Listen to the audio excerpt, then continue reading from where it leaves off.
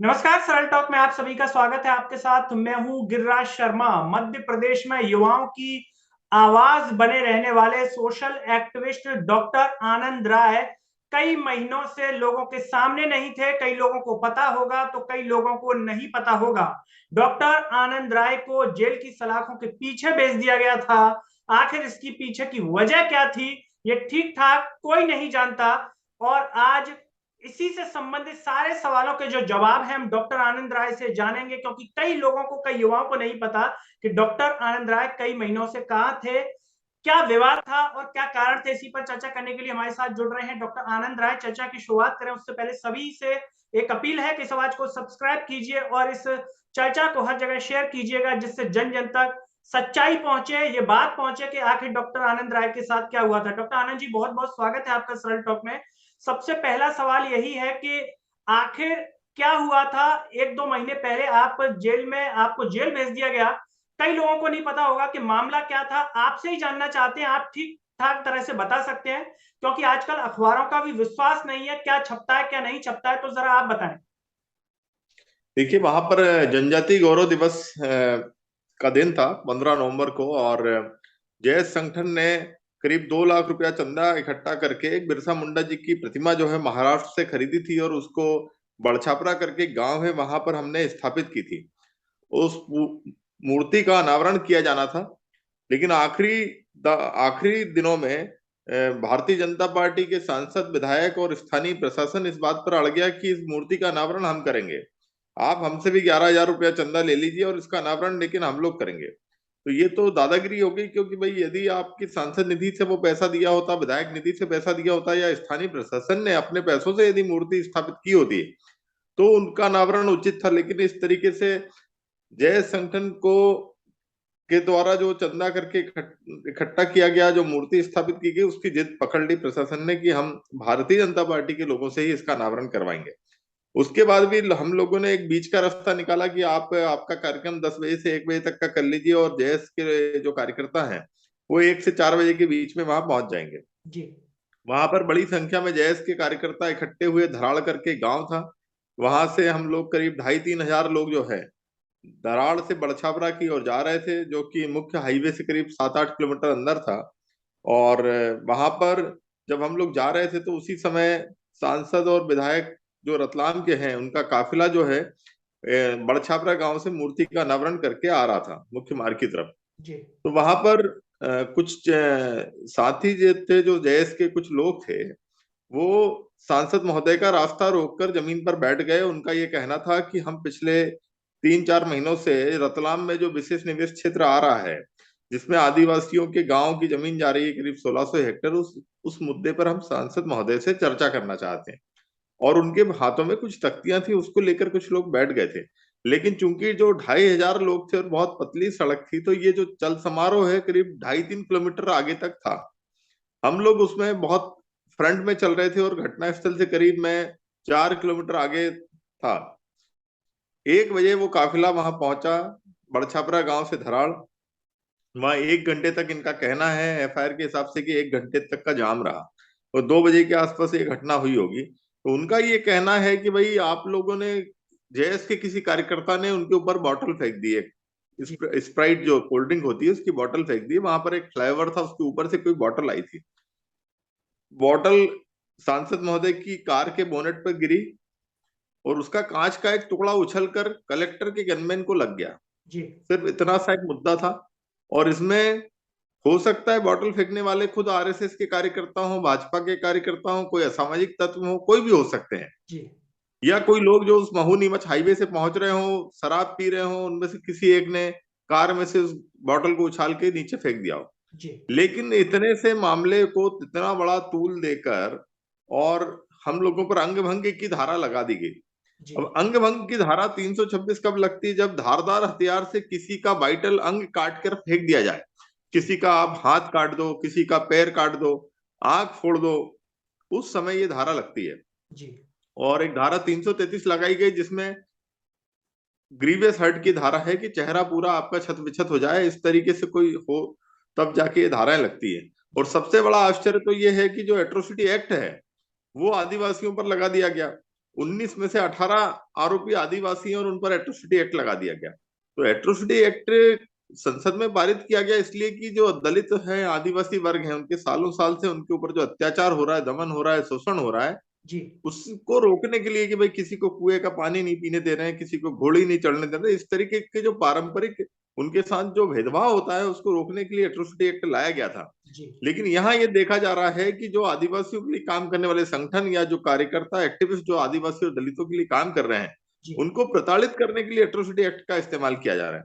मैं जी पूछना चाहता हूँ शिवराज सिंह चौहान से कि आप मुझे ये बताएं कि ये जो 18 आदिवासी वर्ग के जो युवा हैं उनके ऊपर एट्रोसिटी एक्ट की कायमी कैसे की आपने, और विसल ब्लोअर प्रोटेक्शन एक्ट भी संसद में पारित हुआ है। विसल ब्लोअर्स की सुरक्षा करने की जिम्मेदारी कुछ राज्य सरकार की है। मेरे साथ एक पीएसओ भी रहते हैं पूरे टाइम। जी मेरे पीएसओ की मौजूदगी में पुलिस ने मुझे गुंडों की तरह उठाया, मुझे मारा पीटा और मुझे आधे रास्ते से उठा के लाए, और जी आधे रास्ते से उठा के लाके उन्होंने मुझे थाने में बंद किया। थाने में बंद करने के बाद जेल भेज दिया। जेल बंद भेजने के बाद हमारी जमानत किसी भी कीमत पर नहीं हो इसके पूरे प्रयास किए गए, और उसके लिए करीब 1 करोड़ रुपए के वकील हायर किए सरकार ने। हाई कोर्ट में भी इंदौर के सबसे बड़े वकील को खड़ा किया कि इनकी जमानत नहीं होनी चाहिए, और सुप्रीम कोर्ट तक उन्होंने एड़ी चोटी का जोर लगा दिया। तो क्या मैं राज्य सरकार का शत्रु हूं? क्या मैं भारत का शत्रु? दो दो बार सॉलिसिटर जनरल जैसा सम्मानीय व्यक्ति, सम्मानीय वकील जो भारत का सर्वोच्च वकील होता है सुप्रीम कोर्ट में, वो मेरे जैसे एक छोटे से आदमी की जमानत का विरोध करते हैं। 326 जैसी छोटी सी धारा में जमानत के लिए, जो कि नीचे से ही हो जानी चाहिए, जी इस तरीके की धारा में जमानत के लिए हमको सुप्रीम कोर्ट तक जाना पड़ा। और वो तो भला हो मेरे संबंध बड़े वकीलों से हैं तो मेरी जमानत हो गई, नहीं तो हमारे करीब 6-7 लोग जो है वो तो अभी जेल में ही हैं। और हमारे करीब 12 लोग ऐसे हैं जो जिनको पुलिस पकड़ ही नहीं रही है। वो पुलिस के पास जाते हैं, पुलिस उनको अरेस्ट नहीं करती, जी कोर्ट में बोलती कि ये लोग हमको नहीं मिल रहे हैं।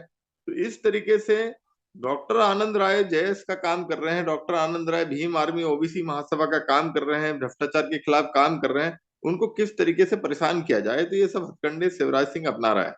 और इसके पहले भी आप लोगों को पता होगा कि पेपर आउट हुआ गोविंद राजपूत के कॉलेज से, जो मंत्री है इनके कैबिनेट में, जी उनके खिलाफ कोई कार्रवाई नहीं की गई। जिस संस्था ने परीक्षा करवाई उससे कोई कार्रवाई नहीं की गई। मैंने यदि पेपर आउट की सीबीआई जांच की मांग कर ली तो मुख्यमंत्री ने अपने उपसचिव को आगे करके मेरे ऊपर एट्रोसिटी लगवा दी।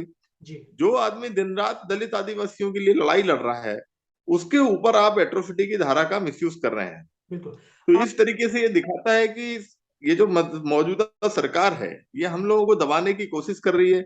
मुझे गुनाह खाने में रखा गया, 6x6 की सेल में मुझे रखा गया, मेरे से किसी को बात नहीं करने दिया जाता था, और बड़ी कठिन से कठिनतम जो जेल है वो मैंने 60 दिन तक काटी है।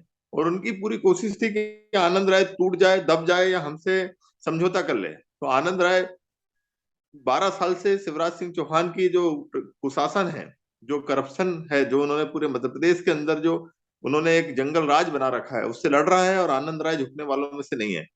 ये उनको आज पता चल गया कि आनंद राय 60 दिन की कठोरतम सजा के बावजूद बाहर निकलते से जिस तरीके से मैंने उनको जवाब दिया, उनसे उनको अंदाज लग गया होगा कि मैं झुकने वालों में से नहीं हूं।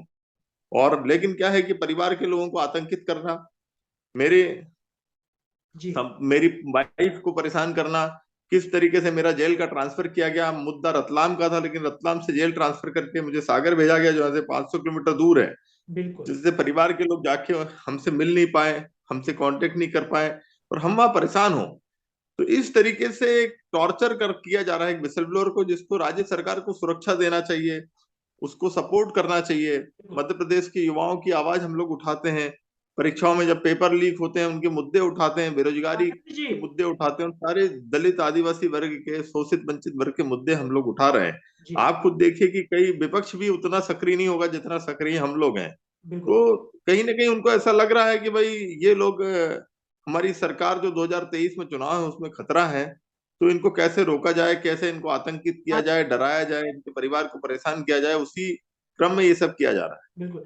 आनंद जी, जैसा कि आपने चर्चा में कहा कि आप आदिवासी वर्ग की आवाज़ उठाते हैं और एक छोटे से व्यक्ति के लिए जो है बड़े-बड़े वकील सरकार ने खड़े कर दिए। तो क्या लगता है कि मध्य प्रदेश की शिवराज सरकार ये चाहती है कहीं न कहीं कि डॉक्टर आनंद राय आदिवासियों की आवाज़ न बने, डॉक्टर आनंद राय युवाओं की आवाज़ न बने, डॉक्टर आनंद राय परीक्षाओं में जो घोटाले होते हैं उनको उजागर न करें और जो है अगर आप ये सारे कार्य ना करें तो शायद आपको लगता है कि किसी से कोई परेशानी नहीं होगी? देखिए, ऐसा है कि पिछले 12 साल से मैं सतत भ्रष्टाचार उजागर कर रहा हूँ। पूरे राष्ट्रीय स्तर तक मैंने किए हैं। नीट पीजी की परीक्षा का घोटाला उजागर किया, एम्स का घोटाला उजागर किया, और भी कई घोटाले उजागर किए, ड्रग ट्रायल का घोटाला उजागर किया। और तब तक इतना दिक्कत नहीं थी, लेकिन जब से मैंने ये जो आदिवासी वर्ग के लिए काम करना शुरू किया है जय संगठन से जुड़कर, तब से सरकार मेरी दुश्मन बन गई। उनको लगता है कि ये जो आदिवासियों की 47 सीट्स हैं और जो 35 सीटें ऐसी जहां आदिवासी वोट 50,000 के आसपास है, इन 82 सीटों पर ही ये तय हो रहा है कि सरकार किसकी बनेगी। जी पिछले बार इन 47 सीटों में से 35 सीटें वो हार गए थे, और इस बार हालत उससे भी बदतर है। और इनको ये लग रहा है कि हमको एनी हाउ कैसे भी सरकार बनानी है, और उस सरकार बनाने के लिए जो भी हथकंडे अपना सके वो हम अपनाएंगे। जुडिशरी को मैनेज किया जा रहा है, जुडिशरी पे दबाव डाला जा रहा है। जुडिशरी के पास फोन जाते हैं सीएम हाउस से कि इनको जमानत मत दीजिए। जी हायर जुडिशरी तक भी कोशिश की जा रही है। भला हो चीफ जस्टिस ऑफ इंडिया का कि वो उन एक्टिविस्ट को लाइक करते हैं, वो एक्टिविस्ट को ये फ्रीडम देते हैं कि वो अपनी बात रख सकें। जी और एक्टिविस्ट को रोकने के लिए जितने भी प्रयास करना चाहिए सरकार को, वो सरकार कर रही है। सॉलिसिटर जनरल ऑफ इंडिया ने वहां ये मांग उठाई सुप्रीम कोर्ट में कि डॉक्टर आनंद राय को धरने प्रदर्शन आंदोलनों में से रोका जाए। जी अब आप बताइए कि आर्टिकल 19 के तहत ये एक नागरिक का अधिकार है। एक सॉलिसिटर जनरल वहां बोलते हैं सुप्रीम कोर्ट में कि डॉक्टर आनंद राय को धरने प्रदर्शन आंदोलन पे रोक लगाई जाए, तो सुप्रीम कोर्ट के चीफ जस्टिस ऑफ इंडिया ने साफ मना कर दिया कि ये उनका कॉन्स्टिट्यूशनल राइट है, इसके लिए मैं मना नहीं कर सकता हूँ। जी बेल की कंडीशंस में वो चाह रहे थे कि ये चीज डल जाए, वो नहीं डली। और वो ये चाह रहे थे कि जिस तरीके से सतत मैं आंदोलनों में हिस्सा लेता हूँ, दलित आदिवासियों की आवाज उठाता हूँ, जहां पर भी दलितों के नेमावर ने मानपुर, खेरकुंडी, नीमच, जहां जहां पर भी आंदोलन हुए, बमोरी, गुना, तो सरकार को मुंह की खानी पड़ी। और एक तरीके से सरकार को कटघरे में खड़ा किया कि भाई आपके राज में किस तरीके से आदिवासियों पर, दलितों पर अत्याचार हो रहा है। तो बिल्कुल उससे सरकार घबरा गई, और सरकार ने अपने सारे हथकंडे, पूरा प्रशासन, सरकारी जो जो पूरा मुलाजिम है, जो सरकार जो ब्यूरोक्रेसी है, वो पूरी तरीके से भाजपा और आरएसएस का गुलाम बन के काम कर रही है। जी और पूरी कोशिश थी उनको कि मुझे चुनाव तक जेल के अंदर रखने की। बिल्कुल और अच्छा हुआ, मेरी किस्मत अच्छी थी कि ये case chief justice of India के बेंच में लिस्ट हुआ और मुझे बेल मिली। नहीं तो मुझे बेल मिलना लगभग लगभग नामुमकिन था। और युवाओं से मैं अनुरोध करूंगा कि जब हमारे जैसा कोई व्यक्ति परेशानी में फंसे या वो जेल जाए, तो उसको अकेला नहीं छोड़ना चाहिए। आज पूरे 2 महीने तक सिर्फ मेरा परिवार, मेरी पत्नी संघर्ष करते रहे। हमारे लाखों रुपया जमानत में खर्च हो गए, सेशन कोर्ट से लेकर, हाई कोर्ट से लेकर सुप्रीम कोर्ट तक जी हमको कर्जा लेना पड़ा। 9 महीने से मैं वैसे ही सस्पेंड चल रहा हूँ, शिवराज सिंह ने मुझे सस्पेंड कर रखा है। दो दो विभागीय जांच मेरे खिलाफ उन्होंने शुरू कर दी है, डी। जेल के अंदर भी विभागीय जांच की पूरी मोटी सी फाइल मेरे पास भेजी गई कि आप 10 दिन के अंदर जवाब दीजिए जेल के अंदर से। हम्म आपको जेल के अंदर से कोई व्यक्ति 200-250 पेज की चार्जशीट का जवाब कैसे देगा? लेकिन एक दबाव बनाने की रणनीति थी कि किस किस तरीके से भी आनंद राय को तोड़ा जाए। बिल्कुल आ, तो अभी आनंद राय इनके टॉप एजेंडे पर है। और मुझे ऐसा लगता है कि सॉलिसिटर जनरल और दो दो एडिशनल सॉलिसिटर जनरल और दो एडिशनल एडवोकेट जनरल मेरी जमानत का विरोध के लिए खड़े हुए। 6 महीने पहले जब लक्ष्मण मरकाम जी का केस था, तब भी सॉलिसिटर जनरल खड़े हुए थे। तो क्या सॉलिसिटर जनरल इतने, एक छोटा पद नहीं होता, बहुत बड़ा पद होता है। जी इतने बड़े पद का व्यक्ति एक छोटे से आदमी के लिए, एक छोटे से विसल ब्लोअर के लिए वहां सुप्रीम कोर्ट में खड़े हो रहे हैं, ये अपने आप में बहुत बड़ा आश्चर्य है कि बिल्कुल आप मुझे, क्या आप मुझे देश का शत्रु मान रहे हो, मुझे इस राज्य का शत्रु मान रहे हो? जब बड़े मामले होते हैं, जब बड़े बड़े दुर्दांत अपराधी, बलात्कारी, मर्डरर, हत्यारे, जी जब उनकी जमानत लगती है, तो उनका विरोध करने ये कोई पब्लिक प्रोसिक्यूटर अपॉइंट नहीं करते हैं। नेमावर केस में 5-5 मर्डर हुए, वो बच्ची भोपाल तक पदयात्रा की उसने। जी और उस जैसे दुर्दांत केस के लिए आज तक public prosecutor, special public prosecutor appoint नहीं किया गया। लेकिन बिल्कुल हम लोगों की जमानत का विरोध करने के लिए नीचे से लेके ऊपर तक तंत्र ने पूरी ताकत झोंक दी कि कैसे भी करके आनंद राय को जेल के अंदर पटके रखो, बिल्कुल इसको टॉर्चर करो, इसको 6x6 की सेल में डालो, इसको खाना नहीं दो, इसको अखबार नहीं दो, लोगों से मिलने नहीं दो, ये टूट जाएगा। आनंद जी लेकिन आनंद राय जो है वो इतनी कच्ची मिट्टी से नहीं बना हुआ है। हम बहुत संघर्ष करके यहाँ तक पहुंचे, बहुत छोटे से गांव से निकला हूं मैं। जी और संघर्षों से तप के हम लोग यहाँ तक पहुंचे हैं। बिल्कुल तो हम डरने वालों में से नहीं। और हमने बीच में बुधनी में भी एक आंदोलन का आह्वान किया था, जी तो बुधनी के आंदोलन से भी एक बड़ा बौखला से गए थे। तब भी तो इस तरीके से एक झूठे केसों में फंसा के कैसे भी करके बिल्कुल। जुडिशरी के साथ साठगांठ करके इनका कोशिश है कि हम जैसे लोगों को, जो एक्टिविस्ट लोग हैं, इनको जेल में डाल दीजिए। जी। बाकी लोगों से तो चिंता नहीं। आप देखिए ना, 95 विधायक हैं कांग्रेस के। जी। विपक्ष को जिस तरीके से आवाज उठानी चाहिए वो मुझे नहीं दिख रही अभी। बिल्कुल। तो उनको सबको जमीन पर आना पड़ेगा। मेरा ये कहने का मतलब है कि जब कोई आदमी परेशानी में आए तो पूरे विपक्ष को रोड पे आना चाहिए, पूरे युवाओं को साथ देना चाहिए। बिल्कुल। हम लोग किन के लिए लड़ रहे हैं आज? और शिक्षक पात्रता परीक्षा 13 लाख युवाओं ने दी थी। जी। उनके परिवार के सपनों के लिए लड़ रहे थे, उनके लिए लड़ रहे थे, लेकिन तब भी कोई साथ नहीं आया। अभी भी लोग साथ आने में डर रहे हैं। तो कहीं ना कहीं लोगों को आतंकित किया जा रहा है कि यदि आपने सरकार के खिलाफ कोई आंदोलन किया, कोई प्रोटेस्ट किया, तो आपका जीवन बर्बाद कर दिया जाएगा, आप पे झूठे मुकदमे थोप दिए जाएंगे। और इस तरीके से युवाओं को एक बड़े स्तर पर मैसेज दिया जाता है जी। कि आप लोग जो है इसमें मत पड़िए। भाई, आप चाहे सीटें बेच दें, ये लोग चाहे व्यापम के माध्यम से पूरे घोटाले होते रहे, आप चुप रहिए। जी। तो ऐसा अब होने वाला नहीं है। हम लोग तो देखो बोलते हैं और अभी भी बोल रहे हैं, लेकिन कहीं ना कहीं परिवार बहुत प्रेशर में आ जाता है, बिल्कुल। परिजन बहुत प्रेशर में आ जाते हैं। और उनको ये लगता है कि भाई हमको अब चैन की नींद, चैन चैन से रहना चाहिए। जी। और फिर पूरा परिवार आप पे दबाव बनाता है कि भाई आप ये सब मत करिए। तो कहीं ना कहीं और भी लोगों को आगे आना होगा, क्योंकि आप सोचो कि हर काम, हर घोटाला, हर आंदोलन आनंद राय करेगा तो वो नहीं करेगा। बिल्कुल। लोगों को जमीन पर आना होगा। लोग लीडरशिप कॉल करें, खुद लोग आगे आए जी। और जहां गलत हो उसका विरोध करें। हमेशा सिर्फ आनंद राय करें या हम जैसे दो चार लोग हैं वही पूरे काम करें, तो आप तो अपनी जिम्मेदारी दूसरों पर थोप रहे हो। आपको हर चीज बैठे बैठे चाहिए, ऐसा नहीं होता है। यदि कहीं गलत हो रहा है तो युवाओं को आवाज उठानी चाहिए। बिल्कुल। आनंद जी, सवाल कई सारे हैं। मैं चाहूँगा कि संक्षिप्त में आप जवाब दें, जिससे सारे सवालों को, हमारी कोशिश है कि लोगों को पूरी जानकारी इस मुद्दे से संबंधित मिले। आपके जो साथी थे वो भी जेल में हैं, चूँकि आपने जैसा कि चर्चा में कहा कि आपके संबंध भी कई वकीलों से रहे, आपकी ज़मानत हो गई वरना शायद मुश्किल होती। आप बाहर आ गए हैं, तो जो साथ के साथी हैं, उनके लिए प्रयास किया जा रहा है कि उन्हें भी जल्द से जल्द ज़मानत मिल जाए, या फिर किसी प्रकार की दिक्कत सरकार के द्वारा उनकी ज़मानत में की जा रही है? नहीं, अब सब बाकी जो कुछ लोग हैं जैस के, उनकी जमानत के लिए आवेदन हाईकोर्ट में दोबारा लगाए गए हैं। जी। लेकिन करीब 1 लाख रुपया प्रति व्यक्ति खर्च हो रहा है। जी। तो अब इतना पैसा गरीब आदमी कहाँ से लाएगा?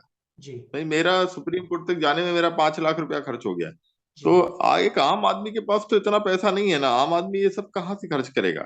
बिल्कुल। तो इस तरीके से लोग टूट जाते हैं। उनको लगता है कि यार जब ये लोग नहीं लड़ पा रहे हैं तो हम भी नहीं लड़ पाएंगे, घर बैठ जाओ, आप कुछ मत करो। इस तरीके से माहौल बनाने की कोशिश की जा रही है। बिल्कुल।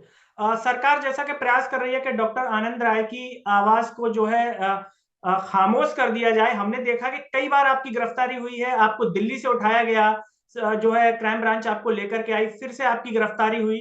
तो क्या लगता है कि सरकार ये चाहती है कि जो आवाज़ें सरकार के खिलाफ उठती हैं, उन्हें बंद कर दिया जाए? चाहे हम दिल्ली में पत्रकार रवीश कुमार की बात करें, चुनाव से पहले उनको चैनल से निकलवा दिया गया कि उनकी आवाज जन-जन तक ना पहुंचे। तो क्या लगता है कि मध्य प्रदेश में जो विधानसभा चुनाव होना है, उससे पहले डॉक्टर आनंद राय की आवाज को खामोश कर दिया जाए? देखिए, मैं तो चुनौती देता हूँ शिवराज सिंह चौहान को कि मेरे खिलाफ चुनाव लड़के दिखाए, है ना। एक सेफ सीट बुधनी की, वहां से चुनाव लड़ते हैं, जी। अपने आप को जननायक और ये बोलते हैं। तो ये सब बकवास है। 230 सीटें हैं मध्य प्रदेश में। यदि इनको लगता है कि इन्होंने अच्छा काम किया है तो मेरे खिलाफ चुनाव लड़के दिखाएं। मैं महू से चुनाव लड़ने जा रहा हूँ, महू से मेरे खिलाफ चुनाव लड़के दिखाएं, वो जीत के दिखाएं। और एक सीट से चुनाव लड़े, दो दो सीट से नहीं लड़े। जिस तरीके से विदिशा भाग जाते हैं, बुधनी से लड़ते हैं, दो दो जगह से। कॉन्फिडेंस नहीं है इनमें, दो जगह से चुनाव लड़ते हैं। एक जगह से चुनाव लड़े, मेरे सामने चुनाव लड़के दिखाएं और जीत के दिखाएं। जी। तो जनता तय कर देगी ना, जनता तय कर देगी कि जनता किसके साथ है। बिल्कुल। जैसा कि आप जेल में रहे, आपको सागर पहुंचा दिया गया, क्या किन्हीं लोगों के द्वारा कुछ मैसेज व्यक्तिगत रूप से या वैसे कुछ डराया, धमकाने की कोशिश, या परिवार के सदस्यों को? जैसा कि आपने चर्चा में परिवार की जो है बात कही है कि परिवार कहीं न कहीं चिंतित रहता है। तो क्या इस प्रकार की, जैसा कि सांसद और विधायक का मामला था, तो ऐसा कुछ कहा गया कि सांसद या विधायक की तरफ से कि देखो, हमने जेल में पहुँचवा दिया, अब हमारे सामने आए, तो ऐसा कुछ कहन सुनने को मिला? नहीं, ऐसा नहीं है। देखिए, आरोप झूठे सच्चे तो क्योंकि थाने उनके हैं, कोर्ट कचहरी उनकी है, सरकारी वकील उनके, सिस्टम उनका है। तो और झूठी एफआईआर तो वो ढेरों लगा सकते हैं हमारे ऊपर, जी। लेकिन हमारे जज्बे को नहीं तोड़ सकते हैं। और परिवार को परेशान करने की लेकिन कोशिश, भरपूर कोशिश इनके द्वारा की गई कि परिवार परेशान हो जाए इनका। जी। और परिवार आतंकित हो जाए। जी कोई जाहिर सी बात है, यदि कोई 60 दिन तक किसी के घर से उसका मुखिया गायब रहेगा, जेल में रहेगा, तो बच्चे परेशान हो जाते हैं, पत्नी परेशान हो जाती है, माँ बाप परेशान हो जाते हैं। जी तो ये लोगों की बद्दुआएं ले रहे हैं, युवाओं की बद्दुआएं ले रहे हैं। और यदि इस तरीके से यही सब चलता रहा तो लोगों का कानून से, इस न्याय प्रणाली से, इस न्यायिक व्यवस्था से विश्वास उठ जाएगा। आनंद जी। तो ये न्याय व्यवस्था और न्याय प्रणाली पे विश्वास बनाए रखना मध्य प्रदेश की लोअर जुडिशरी का काम है। मध्य प्रदेश के हाईकोर्ट के जजेस का काम है कि वो एक्टिविस्ट को इतनी फ्रीडम दें जी कि वो सरकारों की नीतियों का विरोध कर सकें। जी यदि कहीं दलित आदिवासियों पर अत्याचार हो रहा है तो उसकी मुद्दा उठा सकें, क्योंकि लोकतंत्र में विपक्ष का भी उतना ही स्थान है। बिल्कुल यदि आप विपक्ष को मार देंगे, और विपक्ष का मतलब सिर्फ पॉलिटिकल अपोजिशन नहीं होता है, लोग समझते हैं विपक्ष का मतलब सिर्फ पॉलिटिकल, जैसे कांग्रेस है, ऐसा नहीं होता। विपक्ष विपक्ष वो हर व्यक्ति होता है जो सरकार की नीतियों से असहमत है। तो हम लोग विपक्ष का काम कर रहे हैं, और सरकार की जो गलत नीतियां हैं, जो सरकार का जो फेल्यूर है, जो जो लॉ एंड ऑर्डर का फेल्यूर है, वो सारे मुद्दे हम उठाते हैं। और जहां जहां पर भी भ्रष्टाचार होता है वो मुद्दे भी हम उठाते हैं, और हम लोग उठाते रहेंगे। बिल्कुल अभी हम मुझ पे करीब 4 मुकदमे दर्ज करवा चुके हैं, और चारों मुकदमे मेरे खिलाफ अभी तक गवर्नमेंट मुलाजिमों ने दर्ज करवाए हैं। ये अपने आप में दिखाता है कि सरकार द्वारा प्रायोजित मुकदमे, झूठे मुकदमे डालकर मुझे डराने की कोशिश की जा रही है। आनंद जी, जैसा कि आप परीक्षाओं के घोटाले उजागर करते हैं, मध्य प्रदेश में एमपीपीएससी की परीक्षा 2019 से परीक्षाएं हो गई हैं, लेकिन अभी तक किसी के हाथ में नियुक्ति नहीं आई। 2023 की शुरुआत हो चुकी है और सरकार ने चुनाव से पहले कई सारी परीक्षाओं की जो है घोषणा कर दी है, नोटिफिकेशन आ गए हैं। तो इसे किस तरह से देख रहे हैं आप? क्या चुनाव के समय में एक लुभाने के लिए युवाओं को ये दिया जा रहा है, या आपको लगता है कि 2023 में ही परीक्षाएं पूरी हो जाएंगी, नियुक्ति मिल जाएगी? देखिए, हम लोगों ने तो एक ड्राफ्ट बना रखा है, एक विधेयक बना रखा है, और उस विधेयक बनाकर हम लोग विधानसभा सत्र में इनको देने वाले थे कि आप इतने दिन के अंदर परीक्षा होना चाहिए, इतने दिन के अंदर एडवर्टाइजमेंट होना चाहिए, इतने दिन के अंदर नियुक्ति हो जाना चाहिए। पूरा एक विधेयक हम चाहते थे कि सरकार उसको विधानसभा सत्र में पास करे। जी तो लेकिन इस तरीके से लोगों को अंदर डालकर, युवाओं की आवाज बंद करके, यदि ये चाहते हैं कि ये हम लोगों को चुप कर देंगे, चुनाव जीते जाएंगे, तो ये इनके मुगालते हैं। हम चुनाव में युवा इनको जवाब देगा, और बहुत बुरी तरीके से यदि शिवराज सिंह के चेहरे पर भारतीय जनता पार्टी चुनाव लड़ती है तो मध्य प्रदेश में बहुत बुरी तरीके से चुनाव हारेंगे। बिल्कुल। आनंद जी, जैसा कि आप जेल में थे और जैसा कि आपने कहा कि आप जो है आपकी धर्मपत्नी जी ने प्रयास किया, परेशान भी रहीं काफ़ी। क्या ये कोशिश रही है सत्ता पक्ष की तरफ से कि आप तो चलिए जेल में हैं, युवाओं की आवाज़ उठाते हैं, वो भी शासकीय नौकरी में है, कि उनको भी किसी न किसी में जो है अगर वो ज़रा-सी खुल कर के आपके पक्ष में बोलती तो शायद उन पे भी एक्शन हो जाता? बिल्कुल, उस पे बहुत प्रेशर था, मीडिया उनसे बात करना चाह रहा था, लेकिन उन्होंने मीडिया से बात नहीं की, क्योंकि सरकार, यदि वो मीडिया से बात करती और सरकार के खिलाफ कुछ बोल देती तो उनको भी निलंबित कर दिया जाता। भाई, मुझे तो सस्पेंड कर रखा है, 9 महीने हो गए, और वो मेरे घर के परिवार के अन्य सदस्यों को भी कहीं ना कहीं परेशान करने का प्रयास किया जाता। जी। चलते-चलते बस आखिरी सवाल आनंद जी, क्या कुल मिलाकर के सरकार ये संदेश दे रही है कहीं न कहीं कि अगर कोई सोशल एक्टिविस्ट के रूप में काम करना चाहता है, तो उसके साथ वही व्यवहार होगा, जो डॉक्टर आनंद राय के साथ किया जा रहा है, जिससे लोग डर जाएँ और आवाज़ ना उठाएँ? वह वही है, एक्टिविस्ट लोगों को आतंकित किया जा रहा है, और आप देखिए ना किस तरीके से आतंक, और यहाँ नहीं हो रहा है मध्य प्रदेश, पूरे देश के अंदर हो रहा है। हुँ, जहां जहां पर भी लोग अपनी आवाज उठाने की कोशिश कर रहे हैं, उनको दबाया जा रहा है। और यह डेमोक्रेसी नहीं है, यह हिटलरशाही है, और हम इसे हिटलरशाही का जवाब चुनाव में देंगे, चुनाव के माध्यम से देंगे। युवाओं को भी मैं बोलना चाहता हूँ, संयम रखें, 2023 का इंतजार करें। किसी भी कीमत पर भारतीय जनता पार्टी और आरएसएस विचारधारा के लोगों को अपने क्षेत्रों से चुनकर न भेजें। बिल्कुल। तो जो भी दर्शक हमारा ये कार्यक्रम देख रहे हैं, ये थे हमारे साथ डॉक्टर आनंद राय। आप क्या सोचते हैं सरकार जो व्यवहार सोशल एक्टिविस्ट के साथ कर रही है, उस पर आपका क्या मानना है? कमेंट बॉक्स में अपनी राय ज़रूर दें। और डॉक्टर आनंद राय ने जिस तरीके से कहा कि युवाओं को भी साथ आना होगा, उनको भी लड़ाई लड़नी होगी। अगर लड़ाई जीतनी है, केवल डॉक्टर आनंद राय ही हर परीक्षा का घोटाला उजागर नहीं करेंगे, हर लड़ाई नहीं लड़ेंगे। जैसा कि उन्होंने कहा कि व्यक्तिगत तौर पर काफ़ी नुकसान उठाना पड़ सकता है, तो हर किसी को अपनी ज़िम्मेदारी समझनी होगी। साथ ही साथ शिवराज सरकार के रवैये पर आप क्या सोचते हैं? कमेंट बॉक्स में अपनी राय ज़रूर दीजिए और इस वीडियो को हर जगह शेयर कीजिए, जिससे डॉक्टर आनंद राय की आवाज़, उनके साथ क्या हुआ, लोगों को पता चले, लोग खुद फैसला कर सकें कि क्या सही है, क्या गलत है, सरकार सही है या फिर डॉक्टर आनंद राय।